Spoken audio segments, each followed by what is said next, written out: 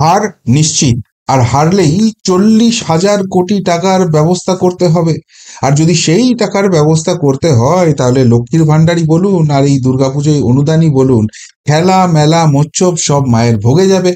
মানুষকে আর এইসব একটু ঘুষ টুস দিয়ে তার ভোটটা কেনা যাবে না, 26-এ ভরাডুবি হবে।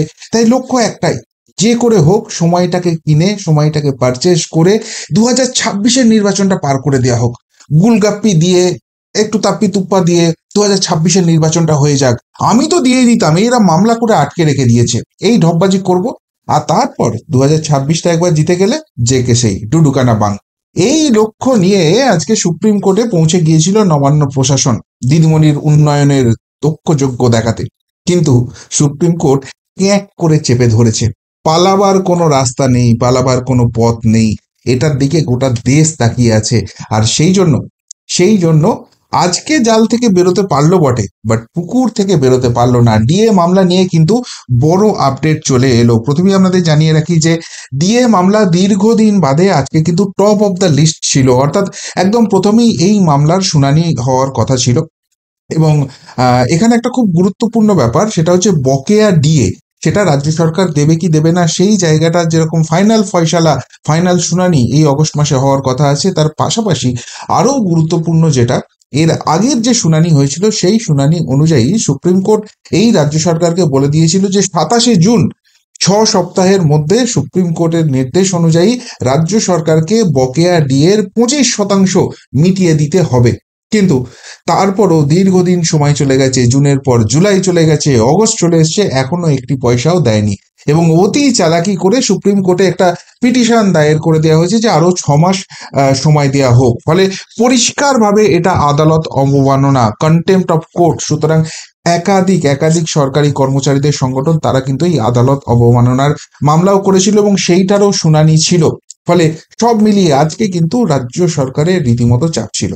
আর এরকম চাপে পড়লেই কি হয়ে যায়, রাজ্য সরকারের বিশ্বস্ত দুই সঙ্গী আছে যাদের আমার আপনার ট্যাক্সের পয়সায় কোটি কোটি টাকা পেমেন্ট করে এই মমতা প্রশাসন, এবং তারা সুপ্রিম কোর্টে গিয়ে মামলা জিততে পারুন না পারুন, শুধু এই টাইম পে টাইম, তারিখ পে তারিখ, এই খেলাটা খেলে যান। সেরকমই একজন অভিষেক মনু সিংভি আজকে কিন্তু হাজির ছিলেন এবং তিনিও আবার চেষ্টা করেছিলেন 2 মাস অন্তত নতুন সময় একটা কিনে নেওয়ার, কিন্তু সেইটা কোনো কিছুই হলো না। সন্দেহজনক ডিএ শুনানি নিয়ে মন্তব্য সুপ্রিম কোর্টের, বকেয়ার 25% কেন দেওয়া হলো না প্রশ্ন তুলল আদালত, কি বলল রাজ্য।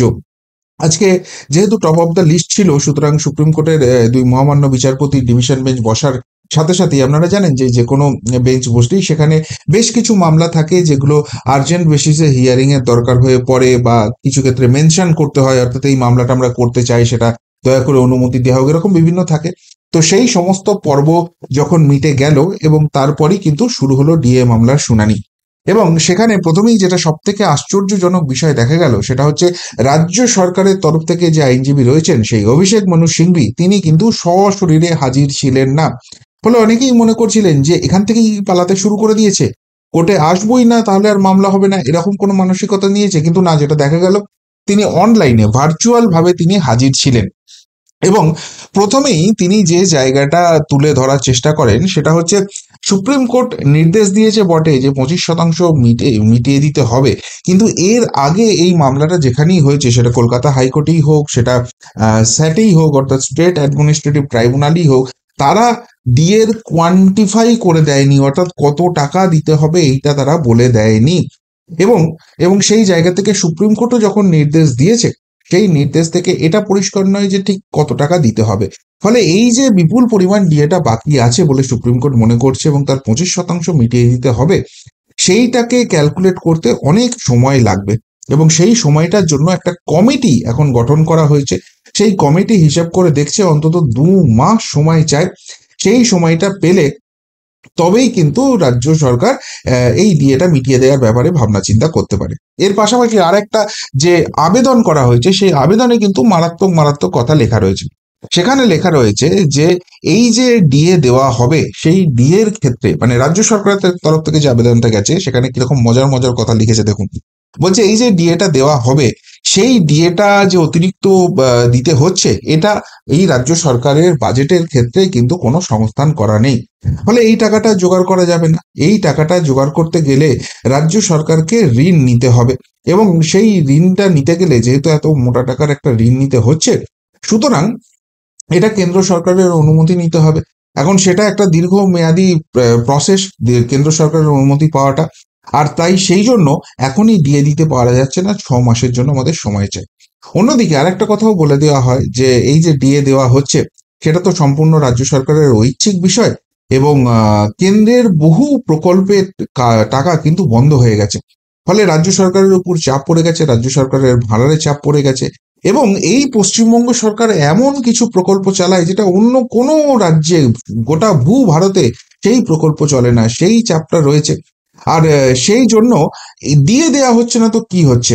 সব থেকে বড় কথা, এখানে রাজ্য সরকারি কর্মচারীদের তো অনেক ছুটি দেওয়া হয়, সুতরাং এত ছুটি রাজ্যের বা সারা ভারতবর্ষে অন্য কোনো রাজ্যে দেওয়া হয় না।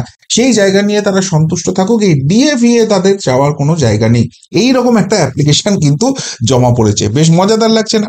তো যাই হোক, সেই সব শুনে কিন্তু দুই মহামান্য বিচারপতি তারা রীতিমতো ক্ষুব্ধ হয়ে ওঠেন এবং প্রশ্ন তোলেন যে আপনারা কেন এই টাকাটা দেননি, কিসের 2 মাস সময় লাগবে? এবং স্বাভাবিকভাবে আইনজীবী মহলেরও সেই একই প্রশ্ন হচ্ছে যে ভাই, তোমার যদি দেওয়ার সদিচ্ছা থাকতো, যেদিনকে সুপ্রিম কোর্টের রায় এসে গেছে, তোমরা আবার একটা পিটিশন করেছিলে, কদিন 3 মাস এইসব করে তোমরা তো করেছিলে, সুপ্রিম কোর্ট বলে দিয়েছিল 6 সপ্তাহের মধ্যে মেটাতে হবে।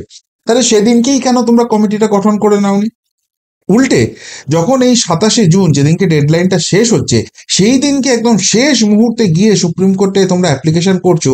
এখান থেকেই তো ধান্দাটা বোঝা যাচ্ছে যে টাকা মারা সরকার, টাকা মেরে দেবো, টাকা দেবো না। টাকা কোথায় দেবো? লক্ষ্মীর ভান্ডারের জন্য দেবো, কেননা তাহলে মহিলা ভোটটা কেনা যাবে। টাকা কোথায় দেবো? দুর্গাপুজোর জন্য দেবো, যেখানে মোচ্চপ টোচ্চপ করবে এই ক্লাবের যেসব সুন্দর মস্তান ছেলেপিলে রয়েছে তারা। দিদিমণি বলেছিলেন না, আমার মস্তানদের চাই, আমার এইসব বখাটে ছেলে চাই। সেই বখাটে ছেলেদের হাতে তুলে দেওয়া হবে, যারা 3 মতে ম করে পুজোটাকে উদযাপন করবে, আর সেই ময়ের ঘরে তারা ভোটটাকেও উদযাপন করতে সাহায্য করবে।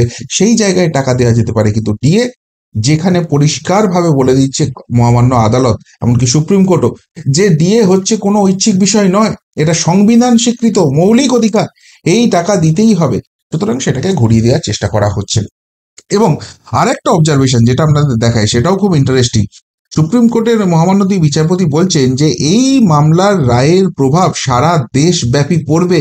ডিএ মামলায় বড় পর্যবেক্ষণ সুপ্রিম কোর্টের। অর্থাৎ রাজ্য সরকার, নবান্ন প্রশাসন, মমতার প্রশাসন যতই কুযুক্তি দেওয়ার চেষ্টা করুক না কেন, যতই গাল ভরা যুক্তি দিয়ে ব্যাপারটাকে ঘুরিয়ে দেওয়ার চেষ্টা করুক না কেন, আলটিমেটলি সেটা কিন্তু ধোপে টিকবে না। এই জায়গা থেকে স্পষ্ট হয়ে যাচ্ছে। কেননা কেন্দ্রীয় সরকারি কর্মচারী বলুন, অন্যান্য রাজ্যের যারা কর্মচারী রয়েছে তারা বলুন, এমনকি মহামান্য বিচারপতি যারা রয়েছেন তারা প্রত্যেকেই কিন্তু অল ইন্ডিয়া প্রাইস ইন্ডেক্স অনুযায়ী এই যে ডিএটা সেটা তারা পান। সুতরাং এক্ষেত্রে যদি মানে মমতা বন্দ্যোপাধ্যায় যেটা চাইছেন, তৃণমূল সরকার যেটা চাইছে, সেইখানে শিলমোহর পড়ে যায়, সকলের ডিএ কিন্তু আগামী দিনে সেইভাবেই বন্ধ হয়ে যাবে। এবং এটা হতে পারে না, সংবিধান স্বীকৃত অধিকার, কি করে এটা বন্ধ হবে? সুতরাং এই জায়গাটাই অত্যন্ত গুরুত্বপূর্ণ হয়ে গেছে। এবং যখনই মহামান্য দুই বিচারপতি চেপে ধরেছেন, তখন অভিষেক মনু সিংভি বলছেন যে আমাদের প্রস্তুতির জন্য একটু সময় চাই, এবং আমাদের পরবর্তী কোনো ডেট দেওয়া হোক। এবং আরো যারা সব ছিলেন আর কি, মানে বোঝাই যাচ্ছিল তারা সরকার পক্ষেরই হচ্ছে, এই তৃণমূল সরকারকে বাঁচাবার জন্যই তারা সওয়াল করতে এসেছেন। সকলের মুখেই সেই একই কথা উঠে আসে যে সময় দেয়া হোক। যখন দেখেন যে দুই মহামান্য বিচারপতি আর সেই সময় দিতে রাজি নন, তারা বলেন প্রয়োজন হলে আপনারা কিছুটা প্রস্তুতি নিয়ে নিন, আজকে দুপুর 12টা থেকে শুনানি করব, কি অসুবিধা আছে? তখন বলেন না, আমাদের সময় চাই। শেষে যখন অভিষেক মনু সিংভি দেখছেন যে আর কোনো রকম কোনো সময় পাওয়া যাচ্ছে না, তখন বলছেন অন্তত সামনে সোমবার অবধি এটাকে পাঠিয়ে দিন, সামনে সোমবার এর শুনানি হবে। তখন মোস্ট প্রবাবলি আমি ভদ্রমহিলাকে যেটা মনে হলো, করুণা নন্দী, তিনি আইনজীবী হয়ে দাঁড়িয়েছেন কোনো একটা মানে সরকারি কর্মচারীদের কোনো একটা পক্ষের। তো তিনি বলেন যে না, সোমবার নয়, অ্যাটলিস্ট এই বুধবার শুনানিটা করুন। তখন দুই মহামান্য বিচারপতি জিজ্ঞেস করেন যে আপনাদের যারা সরকার পক্ষের রয়েছেন দুজনকে আমরা অ্যালাউ করব, যারা আপনারা সওয়াল করবেন, কেননা একই বিষয় সবাই ঘেঁটিয়ে বলে যাবে, কোর্টের তো অত সময় নেই। সুতরাং দুজনকে আমরা ডিসাইড করুন, এবং কতক্ষণ সময় লাগবে আপনাদের সেটা আগাম বলে দিন, সেই অনুযায়ী আমরা টাইম লাইন সাজাবো। এবং যারা এই সরকারি কর্মচারীদের পক্ষে ছিলেন তাদেরকেও কিন্তু একই কথা তিনি বলেন যে আপনাদের কারা কারা সওয়াল করবেন এবং কতখানি করে সময় নেবেন সেই জায়গাটা কিন্তু আমাকে আগে থেকে বলে দিন, সেই সময়টা আমরা অ্যালার্ট করব এবং তার মধ্যেই কিন্তু আপনাদের যে সওয়াল পর্বটা আছে সেটাকে শেষ করতে হবে। এবং তারপর সকলেই বলেন, কেউ বলেন আধ ঘন্টা লাগবে, কেউ বলেন 45 মিনিট লাগবেন। তো মহামান্য দুই বিচারপতি সেটাকে নোট করে নেন এবং জানিয়ে দেন যে আজকে যেহেতু সময় চাওয়া হলো, ঠিক আছে আমরা আজকের দিনটা অ্যালাউ করলাম, আগামীকাল কিন্তু এর শুনানি শুরু হবে। আগামীকাল থেকে ডিএর চূড়ান্ত যে শুনানিটা সেইটা শুরু হবে এবং সেটাই যে কন্টেন্ট অফ কোর্ট রয়েছে সেটাও যেরকম হবে, তার পাশাপাশি ডিএ নিয়ে কি ফয়সালা হচ্ছে সেই জায়গাটাও কিন্তু শোনা হবে। সুতরাং আর কিন্তু এই যে বললাম না যে জাল থেকে মাছ পালিয়েছে, আজকের দিনটা কোনো রকমে এড়িয়ে যাওয়া গেছে, কিন্তু আগামীকাল থেকে কিন্তু ফাইনাল হিয়ারিংটা শুরু হয়ে যাচ্ছে এবং সেই জায়গায় পুকুর থেকে পালাবার কোনো জায়গা নেই। এই মামলার রায়ের প্রভাব সারা দেশব্যাপী পড়বে, এই কথা যেরকম জানিয়ে দিচ্ছে, তার পাশাপাশি সন্দেহজনক ডিএ শুনানি নিয়ে মন্তব্য সুপ্রিম কোর্টের, বকেয়ার 25% কেন দেওয়া হলো না সেইটা নিয়েও কিন্তু প্রশ্ন তুলে নিয়েছে। অর্থাৎ এই রাজ্য সরকারের যে ইন্টেনশন রয়েছে যে ডিএটাকে মেরে দেবো, ডিএর টাকাটা ঝেড়ে দেবো, ঝেড়ে দিয়ে এই লক্ষ্মীর ভান্ডার করব, এই বিভিন্ন প্রকল্প চালাবো, জনমোহিনী প্রকল্প চালাবো এবং দাবি করব যে দেখো আমিই তো সব করে দিচ্ছি, উন্নয়নের যোগ্য করে দিচ্ছি, আর সেটা দিয়ে ভোট কিনবো, সেই জায়গাটা কিন্তু সুপ্রিম কোর্টের সন্দেহ লেগেছে। এবং মাননীয় আইনজীবী বিকাশ রঞ্জন ভট্টাচার্য তিনিও একজন একটা পক্ষে দাঁড়িয়েছেন, তো তিনিও কিন্তু স্পষ্টভাবে বলে দিলেন যে রাজ্য সরকার পরিষ্কারভাবে বুঝে গেছে যে এই মামলায় হার নিশ্চিত। কেননা এই নিয়ে 7খানা মামলা হয়েছে, 6বারই হেরেছে। স্টেট অ্যাডমিনিস্ট্রেটিভ ট্রাইব্যুনাল হোক, কলকাতা হাইকোর্ট হোক, সুপ্রিম কোর্ট হোক, সব জায়গায় হার হয়েছে। এই ডিএর টাকা দিতেই হবে এবং 100% দিতে হবে, সেইটা বুঝে গেছে বলেই রাজ্য সরকার পালাতে চাইছিল, কিন্তু মহামান্য বিচারপতিরা সেটা বুঝতে পেরেছেন, পালাতে দেননি। আগামীকাল শুনানি হবে এবং অবভিয়াসলি আমাদের চোখ থাকবে যে কি হচ্ছে শেষ পর্যন্ত সেখানে। কেননা সত্যি সত্যি যদি এই 40,000 কোটি টাকা দিতে হয়, এই সরকারের গদি উল্টে যাবে। আজকে বলছে সরকার ধার নিতে হবে, কিন্তু এই যে টাকাটা দিতে হবে এটা তো রাজ্য সরকার খুব ভালো করে জানতো, এটা তো এর আগে বাজেটে অ্যালোকেটেড ছিল। তাহলে সেই টাকাটা কোথায় গায়েব হয়ে গেল, কোন খাতে কার পকেটে ঢুকে গেল, কোন ভাইপোর অশান্তি নিকেতন তৈরি করতে সেটা ঝাড়বাতি লাগাতে সেটা ঢুকে গেল, সেই প্রশ্নগুলোতে এবার উঠে আসতে শুরু করবে। এখানে কি বৃহত্তর দুর্নীতি হয়ে গেছে সেই প্রশ্ন তো উঠবে। অর্থাৎ একদিকে যেরকম টাকা দেওয়ার ব্যাপার থাকছেই, তার পাশাপাশি কিন্তু যে টাকাটা ছিল সেই টাকাটা কোথায় গেল, আজকে কেন ধার করতে হচ্ছে, এই প্রশ্নটাও কিন্তু উঠতে শুরু করে দিয়েছে। ফলে আগামীকাল থেকে ডিএ মামলা নিয়ে অত্যন্ত গুরুত্বপূর্ণ একটা ফেজ শুরু হচ্ছে এবং এটাই ফাইনাল হিয়ারিং। এরপরই কিন্তু কার্যত ফয়সালা এসে যেতে পারে এমনটাই আশা করছেন সরকারি কর্মচারীরা। কিন্তু ডিএ মামলা এতবার পিছিয়েছে, কোথাও গিয়ে একটা যতক্ষণ না হচ্ছে যেন কেউ বিশ্বাস করতে পারছেন না, না আঁচালে যেন বিশ্বাস করতে পারছেন না। কিন্তু আজকে দুই মহামান্য বিচারপতি যেভাবে কথা বললেন, যেভাবে বিষয়গুলোকে ধরলেন এক একটা পয়েন্ট অনুযায়ী, সেখানে কিন্তু অনেকেই আশাবাদী হচ্ছেন। কি বলবেন ডিএ নিয়ে, পিসির এই পলায়নের চেষ্টা নিয়ে? সত্যি সত্যি সুপ্রিম কোর্ট এবার সঠিক জায়গায় আঘাতটা দিয়েছে এবং শেষ পর্যন্ত ডিএ মামলায় জয় হবে সরকারি কর্মচারীদের, বকেয়াটা তারা পাবেন, নাকি সেই এদিক ওদিক করে কোনো রকমে কাটিয়ে 26-এর নির্বাচনটাকে ক্রস করে দিতে সমর্থ হবেন মমতা বন্দ্যোপাধ্যায়? সেটাও আবার সুপ্রিম কোর্টের দয়া। কি বলবেন এই নিয়ে? যদি কিছু বলার থাকে অবশ্যই কমেন্ট বক্সে কমেন্ট করে জানাবেন। এখনকার মতো এখানেই শেষ করলাম, ফেরত আসছি নতুন প্রতিবেদন নিয়ে খুব তাড়াতাড়ি। ভালো থাকবেন, সাথে থাকবেন, পাশে থাকবেন। নমস্কার।